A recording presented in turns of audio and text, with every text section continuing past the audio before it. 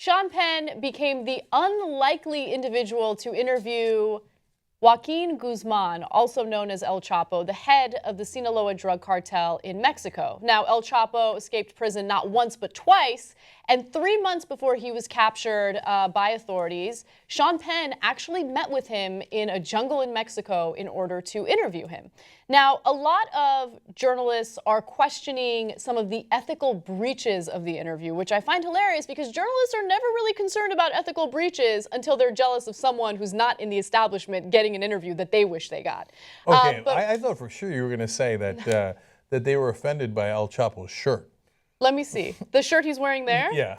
I mean, I feel like he's just flamboyant in some of the things he does, and his clothing falls under that category. I hear you, but if I was hiding out, I might go with a more subtle shirt. Yeah, it's a good point. No, this story is so incredible because the way the interview happened was there is this actress by the name of Kate Del Castillo who was in communication with El Chapo and was like, yo, El Chapo, we're buddies, right? And they share a mutual friend. And El Chapo and Sean Penn share her as a mutual friend. Yeah. And so El Chapo was like, if I were ever to grant an interview to anyone, it would be to someone that you know because I trust you. And so there you go. Sean Penn got the opportunity to do it. He wrote this incredibly long, rambling, and kind of difficult to read piece in Rolling Stone of the interview. So you guys should check that out if you have a lot of time to read it. Just keep it at 100. Okay, right? ring endorsement there. Right. By the way, what does El Chapo in? Of course, his penis. Okay. Yeah. They found testosterone throughout the apartment. I don't know what that's about. They found things to inject yourself with. I don't know what that's about. Yeah. And a lot of condoms. Okay, when they finally caught him. So there's and a lot of DVDs of that actress. Yeah. So I don't know what was happening there, but something was up. Right? So the interview itself is interesting, but the angle that I want to focus on is the criticism that journalists are throwing out there. Okay, so first let me just say that the thing that Sean Penn and Rolling Stone did that's being called into question is they allowed El Chapo to sign off on the final product. And you're not supposed to do that as a journalist. As a journalist, you hold people accountable, and you're not supposed to allow the subject you're covering or reporting on to sway you in one direction or another in your reporting. Now, it happens all the time in the media, and journalists never speak out against it. But again, this one and only time that, El Chapo granted an interview to someone who's not part of the establishment, they're upset and they think journalistic ethics have been breached. I think that they have a decent point. Not a decent point, a good point. They right? do, yeah. You shouldn't do that because Andrew Seaman, who's chairman of Ethics Committee on the Society of Professional Journalists, made a very good point. Even if Guzman didn't change anything, which Sean Penn says he didn't, I believe him on that.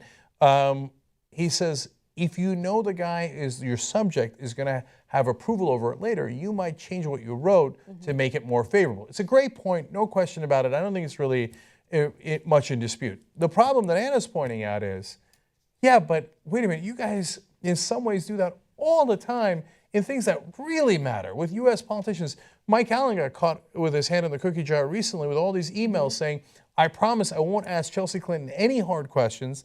He'd once accidentally asked a non-scripted question to Bill Clinton. In the emails, he profusely apologizes for that, right? And promises he'll never ask another unscripted question to a Clinton again, right? I mean, you want to talk about journalistic problems? That's at Politico, one of the major mainstream journalism organizations in America. Compared to that, this is peanuts. This is peanuts. I'll give you another example. And this is a story that didn't really get much play other than on the Young Turks. So David Sirota, who's a great, journalist, did an investigation, an expose into PBS producing a 2-year news series called Pension Peril. And it was very anti-pension, or at least in favor of slashing the retirement benefits of public employees.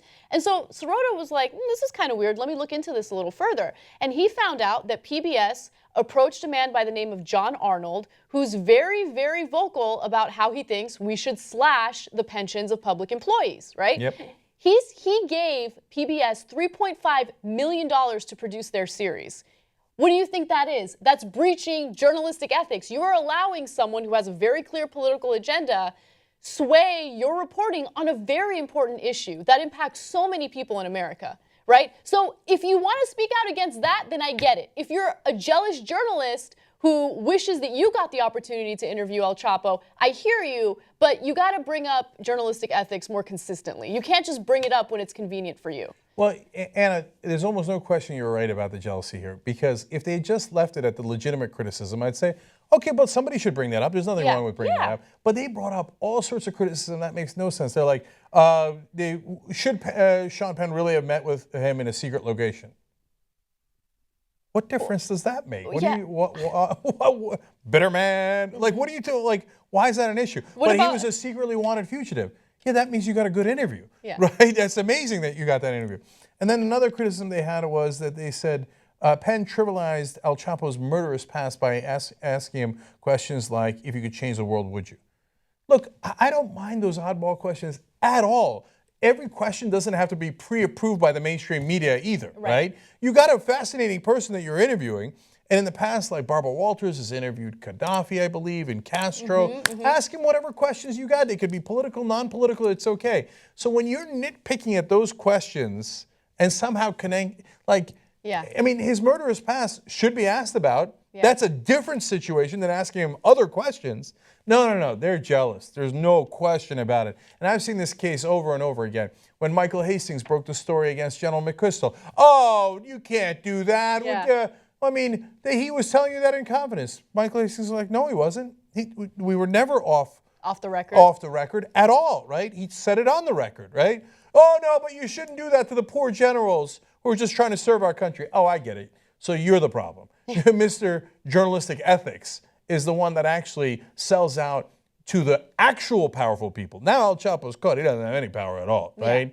When you sell out for the powerful, I view that as a much bigger problem in journalism than what Sean Penn did. So spare me your crocodile tears.